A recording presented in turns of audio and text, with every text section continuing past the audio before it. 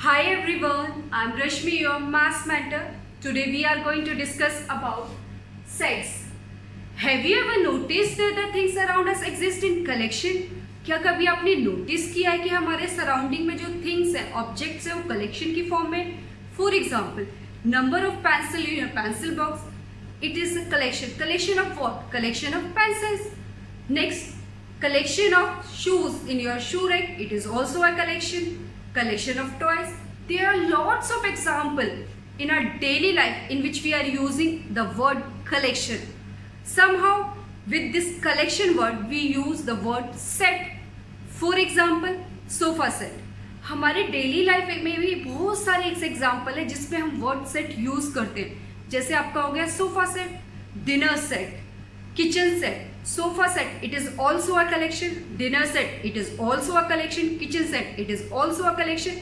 Dinner set, why this is a collection? In dinner set we have lots of things like number of spoons, number of bowls, number of plates, number of glasses.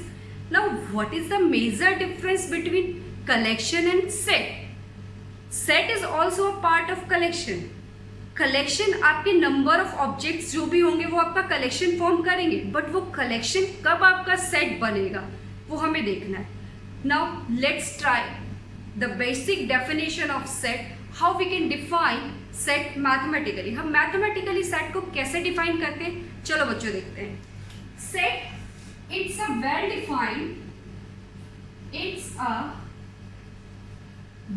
Defined collection of objects. बच्चों हमने set सुना हुआ है. Set is a English word. Meaning of set is to put और to keep things और object in a specific place. Means अगर हम अपने ऑब्जेक्ट्स और थिंग्स को एक स्पेसिफिक प्लेस पे रखें तो वो हमारा क्या फॉर्म करती है, एक सेट फॉर्म करती है. देखो जैसे ज्वेलरी सेट होता है, ज्वेलरी सेट के अंदर क्या है हमारा, it is a collection of what, collection of earrings, collection of necklace. This is a jewellery set. But अगर हम सेट की बात करें तो सेट क्या है, कलेक्शन का ही एक रीडिफाइंड फॉर्म होता है. मीन्स हमने कलेक्शन को मॉडिफाई किया है. एक वर्ड यूज हुआ है इधर well defined. In the definition of set mathematically if we define set, it's a well defined collection of objects. What is well defined? Well defined means which doesn't vary from one person to another. Collection तो होगा ही. Set हमारा क्या है, it is also a collection. But कैसा है collection? Well defined collection. What do you mean by well defined? The meaning of well defined means remain same. For all.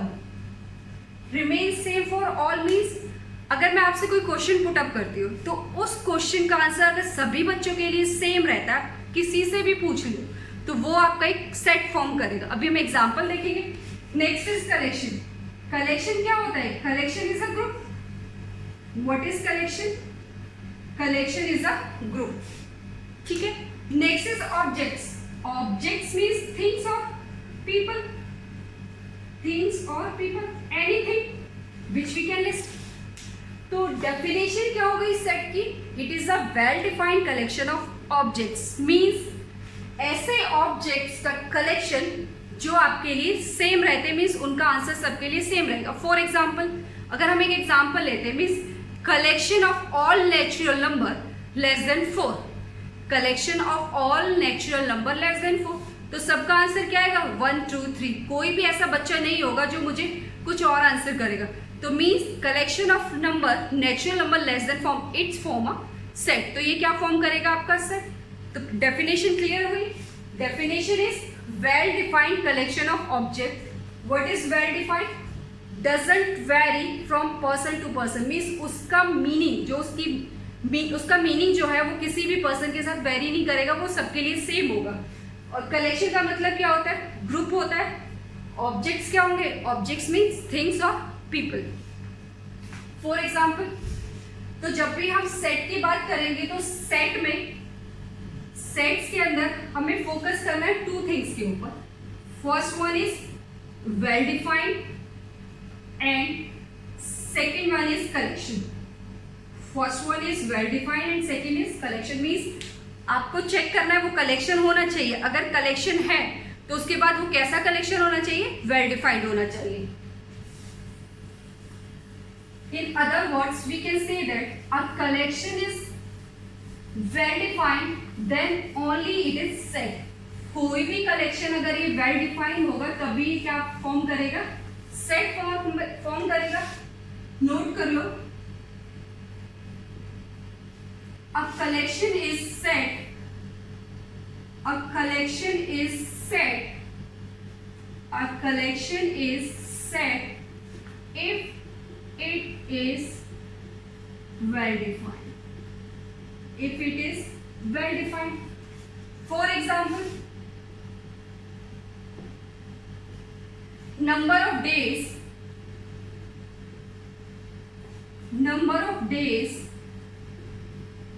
in a week. Number of days in a week. तो हमें check करना है ये set है या नहीं, whether it is a set or not. तो सबसे पहले हम क्या चेक करेंगे? It's a collection. ये कलेक्शन है. Second thing we have to check is it well defined और नॉट. तो collection means number of objects और नंबर ऑफ थिंग. तो हम क्वेश्चन जब भी पुट अप करेंगे number of days in a week, तो क्या क्या पॉसिबल डेज हो सकते हैं? There are 7 days. Sunday, Monday, Tuesday, Wednesday, Thursday, Friday, Saturday. Means this is a collection. Yes, it is a collection because it contains list of elements.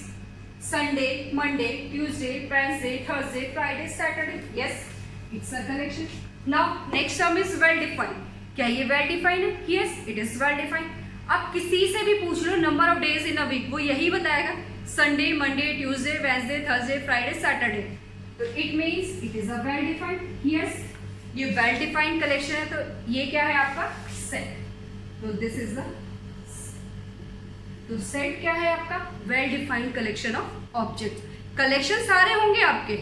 अगर आपके पास number of objects है means collection क्या होता है? Things in group. Group के अंदर जो आपके थिंग्स होंगे, ऑब्जेक्ट्स होंगे, वो कलेक्शन तो फॉर्म करेंगी ही करेंगी. बट क्या वो सेट बन सकती है? तो वो सेट तब बनेगी जब वो क्या होंगी? आपकी वेल डिफाइंड होंगी. और बच्चों, वेल डिफाइंड का मतलब क्या होता है? कि whose meaning is same for all. जिसका सबके लिए मीनिंग क्या निकल के आता है? सेम निकल के आता है. अब एक एग्जाम्पल लेते हैं. नेक्स्ट चेक करते हैं कि वो सेट है या नहीं है. For example,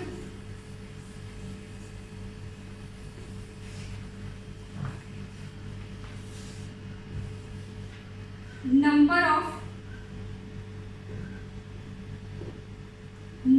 of tall boys in your class. हमें क्या बताना है कि number of tall boys means आपकी क्लास में जितने भी लंबे लड़के हैं क्या वो आपका सेट फॉर्म करेंगे या नहीं करेंगे. अब देखो, let suppose we have a measuring instrument. Here it is 1 feet, 2 feet, 3 feet, 4 feet, 5 feet and 6 feet. अब आपको क्या करना है? आपने ये बताना है कि आपकी क्लास में जितने भी लंबे लड़के वो आपका फॉर्म सेट करते हैं या नहीं करते. अब देखो, मैं एक बच्चे से पूछती हूँ कि आपकी क्लास में लंबा कौन है, वो कहेगा कि मेरी क्लास में ये बच्चा लंबा है. अगर मैं किसी और बच्चे से पूछती हूँ कि आपकी क्लास में लंबा बच्चा कौन है, लंबा लड़का कौन है, who is taller in your class, तो आप सोचोगे, बताओगे. Means the answer for all is not same. आप किसी से भी पूछ लो, किसी के पर्सपेक्टिव में कोई लंबा होगा, किसी के पर्सपेक्टिव में कोई लंबा होगा. अब इस एग्जाम्पल के थ्रू देखते हैं.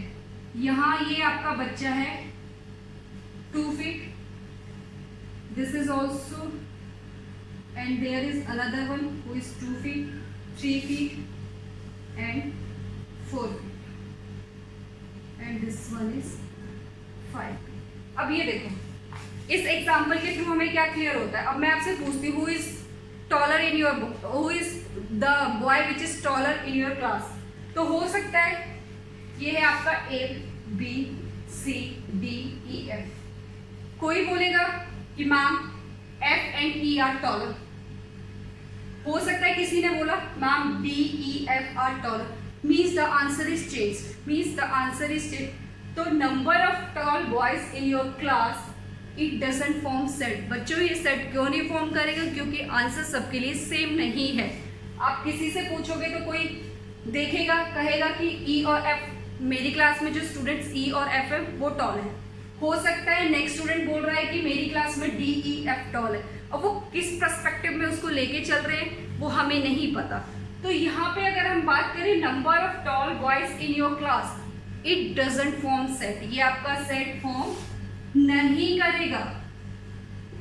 But second thing, number of tall boys in your class above 2 feet, above 2 feet। अगर मैं इसमें एक एडिशनल इंफॉर्मेशन ऐड करती हूँ above 2 feet, तो आप किसी से भी पूछो वो क्या बताएगा? 2 feet से above कौन कौन है? D E F।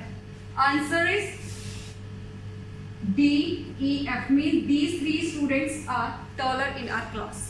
Is it clear? तो इस केस में ये आपका क्या फॉर्म करेगा? सेट फॉर्म करेगा। तो सेट का एक सिंपल सा लॉजिक है, आपने ये चेक करना है कि वो कलेक्शन आपका क्या होना चाहिए? Well defined. Means through out आप जब भी क्वेश्चन पुटअप करोगे थ्रू आउट उसका आंसर क्या रहना चाहिए? सेम रहना चाहिए। आप किसी एक पर्सन से पूछ रहे हो वो भी सेम रिप्लाई करे, आप सेकंड पर्सन से पूछोगे वो भी रिप्लाई सेम करेगा, थर्ड पर्सन से पूछोगे तो भी रिप्लाई आपका क्या आएगा? सेम आएगा। तो ये क्लियर हुआ कि कब आपका सेट फॉर्म होता है और कब आपका सेट फॉर्म नहीं होता। तो इस केस में number of boys in your class not a set, ये आपका सेट नहीं है। Second, number of boys in your class above 2 feet। तो आंसर क्या आएगा आप लोगों का? 2 feet से above कौन है? D E F, D E F। तो ये मेरा क्या होगा? Set. It is a set. Clear? तो ये है आपके example which represent which one is set और which one is not a. Let's take some another example which clears the concept of sets. The first example is collection of all even integers। collection of all even integer, it's a set or not? It's a collection, yes it's a collection, but it is well defined or not? Yes it is well defined। Why? Because we know all the even integers means -2, -4, 2, 4, 6, 8, these are all even integers। तो ये आपका collection well defined है, yes। तो ये आपका form क्या करेगा? Set form करेगा। Next, collection of all easy question your mathematic book, means ऐसे क्वेश्चंस का कलेक्शन आपकी मैथ्स बुक के जो आपके लिए इजी हो। अब बेटा देखो, the word easy is not same for all. हो सकता है किसी एक बच्चे के लिए वो क्वेश्चन इजी हो और सेम क्वेश्चन किसी अनदर स्टूडेंट्स के लिए क्या हो? डिफिकल्ट हो। Means the statement means this statement doesn't give a specific answer. ये आपका एक स्पेसिफिक आंसर नहीं देगी तो ये आपका सेट नहीं होगा। तो मैंने आपको पहले भी बताया, सेट को चेक करने के लिए आपका कलेक्शन होना चाहिए। कलेक्शन होगा, नंबर जहाँ आ गए, number of questions means it's a collection. अब आपने चेक करना है ये वेल डिफाइंड है या नहीं है, तो ये आपका वेल डिफाइंड नहीं है। तो आंसर क्या होगा? No. The answer is no. Second, toughest subject you found in your class 10। अगर मैं किसी बच्चे से पूछती हूँ, मैं अंकित से पूछा मैंने, बेटा आपका 10th क्लास में सबसे टफेस्ट सब्जेक्ट कौन सा? हो सकता है उसका टफेस्ट सब्जेक्ट मैथ्स हो। अगर मैं किसी अनदर बच्चे से पूछती हूँ, मैंने अमित से पूछा, बेटा अमित आपका 10th क्लास का सबसे टफेस्ट सब्जेक्ट कौन सा है? उसने बोला मैम मेरा टफेस्ट सब्जेक्ट है SST। मीन्स आंसर चेंज हो गया।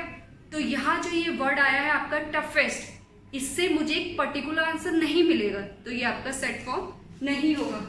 तो this is not a set. Next, name the subjects you study in class 10।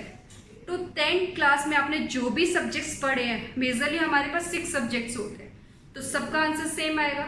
बच्चे बोलेंगे मैथ्स पढ़ा है, साइंस पढ़ा है, एसएस पढ़ा है, इंग्लिश पढ़ा है, हिंदी पढ़ा है, जनरल स्टडीज़ पढ़ा है, तो ये आपका एक पर्टिकुलर फिक्स आंसर होगा हर बच्चे के लिए। अगर किसी के पास इलेक्टिव सब्जेक्ट्स है, उसकी अगर हम बात ना करते हुए मेन जो सब्जेक्ट्स हैं वो सबके क्या रहेंगे, सेम रहेगा। तो ये आपका क्या फॉर्म करेगा, name the subject you study in class 10। Yes, ये क्या होगा आपका सेट फॉर्म करेगा। Why this form set, because we have a specific answer, हमारे पास एक पर्टिकुलर आंसर मिलेगा हर बच्चे का जिसने भी 10th पास किया होगा। Next is all toll boys in your class, ये हम ऑलरेडी कर चुके हैं। अगर आपसे पूछा गया tall boys in your class, तो ये आपका सेट नहीं होगा।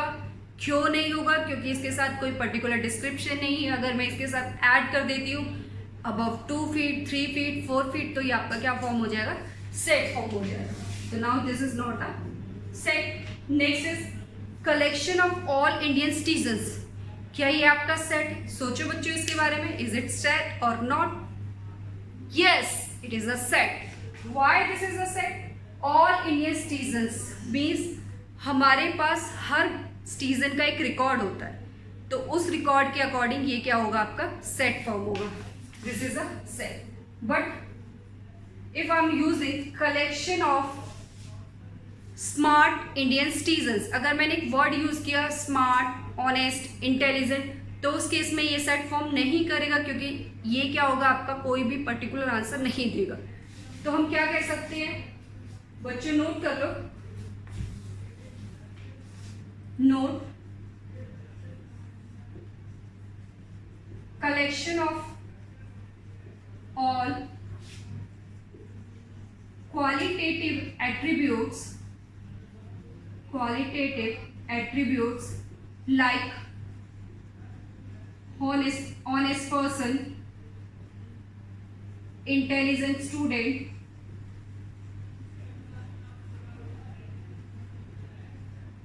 favorite teacher, toughest subject,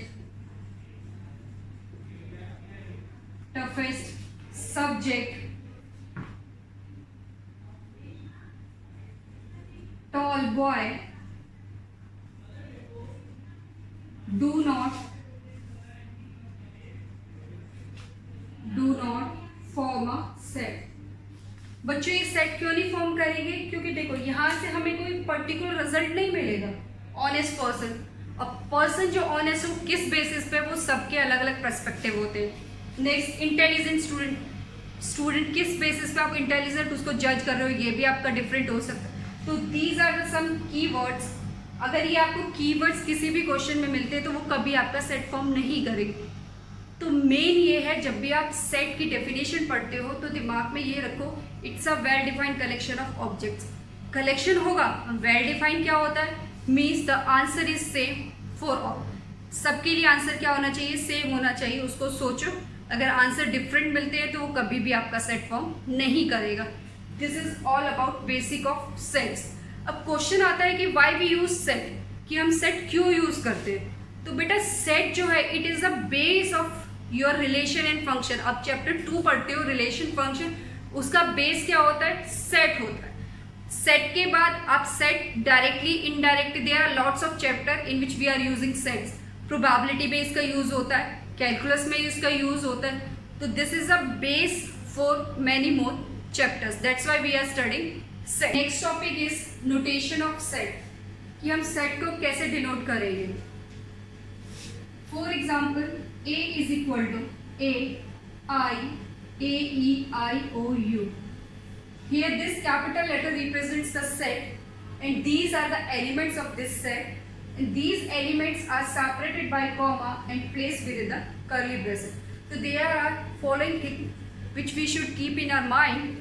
First thing, a set is always represented by capital letters.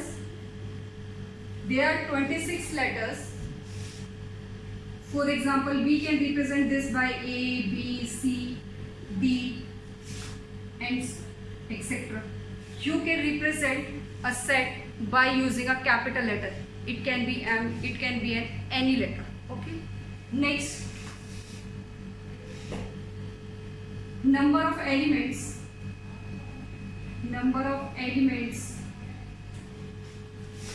are represented by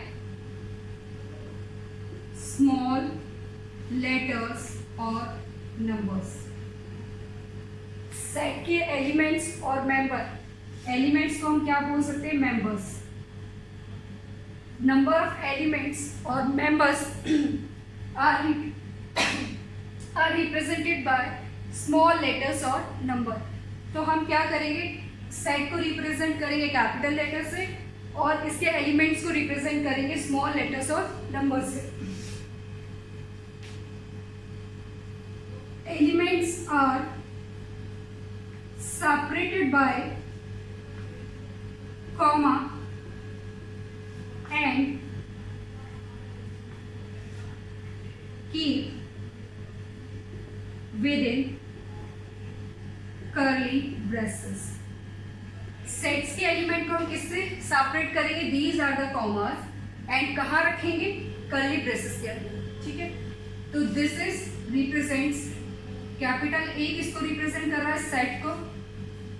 These are the members या फिर हम बोल सकते हैं एलिमेंट्स. तो बच्चों सेट को हमेशा आप कैसे रिप्रेजेंट करोगे? कैपिटल लेटर्स से. और उसके एलिमेंट्स को आप कैसे रिप्रेजेंट करोगे? स्मॉल लेटर्स और नंबर्स के थ्रू. तो हमेशा याद रखना सेट जब भी आप लिखोगे वो कर्ली ब्रेसेस के अंदर होना चाहिए. सेट के एलिमेंट्स हमेशा कहाँ होने चाहिए? This is enclosed bye curly braces. किससे इनक्लोज होना चाहिए? आपका कर्ली ब्रेसेस से इनक्लोज होना चाहिए. नेक्स्ट, एक टर्म आती है सेट के अंदर, blocks.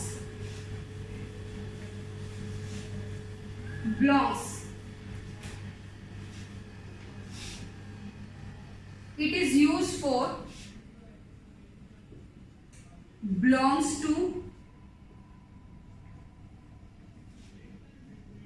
is a member of.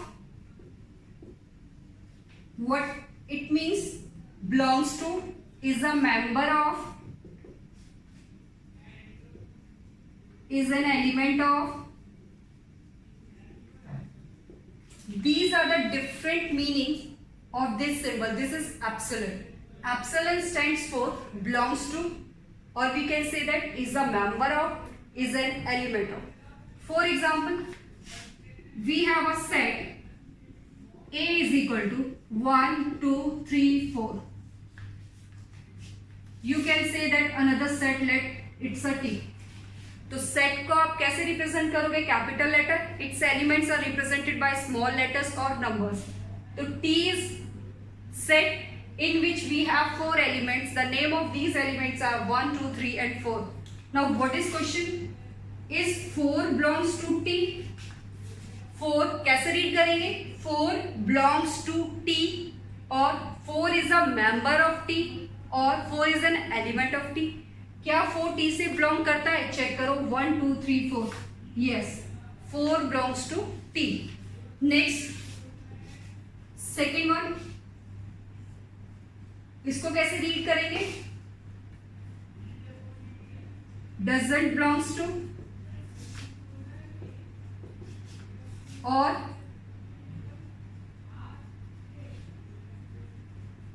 is not a member of,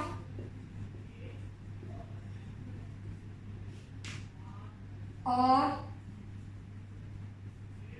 is not an element of.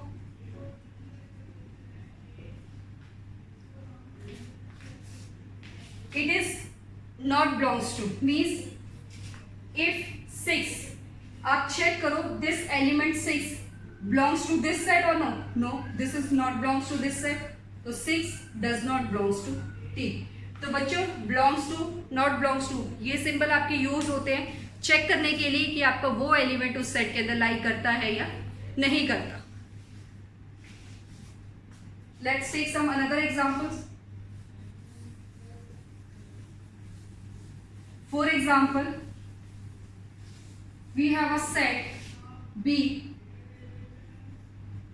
B is a set of all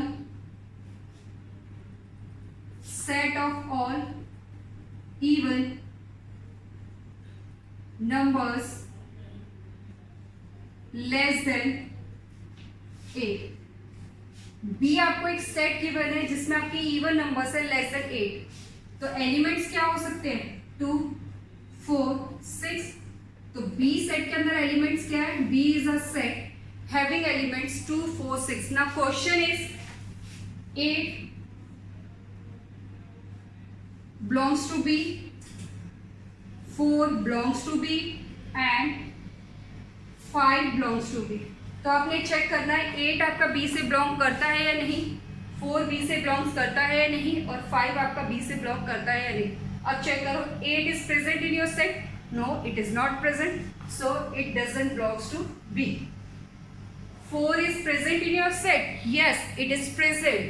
Now 4 is belongs to B. Next is 5. 5 is not in the set. That's why it doesn't belongs to B. So these are the notation which we are using for belongs to, doesn't belongs to. Set के लिए capital letter use करना है, elements के लिए small element, small letters या फिर number हो सकते हैं. बिलोंग्स के लिए आप ये वाला सिंबल यूज करोगे, डजंट बिलोंग्स के लिए आप ये वाला symbol. There are following some important points which should be keep in our mind. First one is order doesn't matter. What it means? For example, set of vowels in English alphabets. As we know, how many vowels are there in English alphabet? These are A, E, I, O, U, or we can write it as E, I, O, A, U, D, E, F, A, O, I, E, U. There are 5 vowels in English alphabet which are A, E, I, O, U. A, E, I, O, U. The first thing is order doesn't matter. Means we can write our elements in any order. Here A comes first, after that E, then I, then O, then U. Now that in this set we have E first, after that I, O, A, U. These are different representation of vowels in English alphabet. अब किसी भी order में अपने set को लिखो, set पे उसका कोई असर नहीं पड़ता. Means it doesn't matter what is the order of elements. D भी सेट आपका सेम है, ई एलिमेंट भी सेम है, एफ भी सेम है. Means D E F all are equals. D E F these are equal. Why these are equal? Because all the elements are same. All the elements are same. तो बच्चों first point क्या है आपका? Set के अंदर आपका order matter नहीं करता. आप किसी भी ऑर्डर में लिखो बट एलिमेंट सेम होने चाहिए. जो अगर आपने यहाँ पे डी लिखा, लेट्स सपोज आपने एलिमेंट ऐड किया डी, आपने क्या लिखा? E is equal to A, E, I, O, U, D. तो ये आपका सेट नहीं होगा क्योंकि उसने क्या पूछा? सेट के अंदर वॉवल्स होने चाहिए. तो D तो आपका कॉन्सोनेंट है, तो ये आपका नहीं होगा. तो सेट क्या है आपके? सेट के अंदर आपका ऑर्डर मैटर नहीं करता. आप उसको किसी भी ऑर्डर में लिखो. तो D, E, F ये आपके क्या है? इक्वल है. D, E, F आपके क्या है? इक्वल है. Why these are equal? Order doesn't matter. Order doesn't matter. ठीक है बच्चों, फर्स्ट पॉइंट आपको क्या याद रखना है कि सेट के अंदर आपका ऑर्डर मैटर नहीं करता. Second, duplicates have no meaning. Duplicates have no meaning का मतलब क्या हो गया? सेम एग्जांपल लेके चलते हैं. ए के अंदर मैंने लिखा A, E, I, O, U. Collection of means set of English vowels in English alphabets आपके पास क्या है, ए ई ए कितनी बार है आपका 2 times, E 1 times, I 2 times, O 2 times, U 1 time. Means elements तो आपके क्या हैं, ए ई आई ओ यू ई है, बट आपने उसको क्या किया, रिपीट कर दिया, तो रिपीटेशन नहीं करनी। तो आप इस सेट को कैसे लिख सकते हो, A is equal to A E I O U. Why we write this? Repetition is not allowed.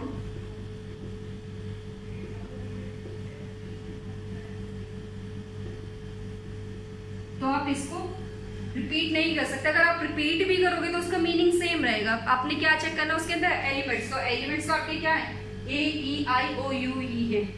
तो ठीक है, फर्स्ट पॉइंट क्या है आपका, ऑर्डर मैटर नहीं करता। सेकंड पॉइंट क्या है आपका, रिपीटेशन हैव नो मीनिंग। आप कितने भी टाइम्स एलिमेंट्स को रिपीट कर लो, उससे सेट पे कोई असर नहीं पड़ेगा, बट आपको सेट रिप्रेजेंट करोगे, जब भी आप सेट को रिप्रेजेंट करोगे तो डुप्लीकेट एलिमेंट्स को आप डिलीट कर दोगे, आप क्या लिखोगे, सिंगल एलिमेंट्स लिखोगे।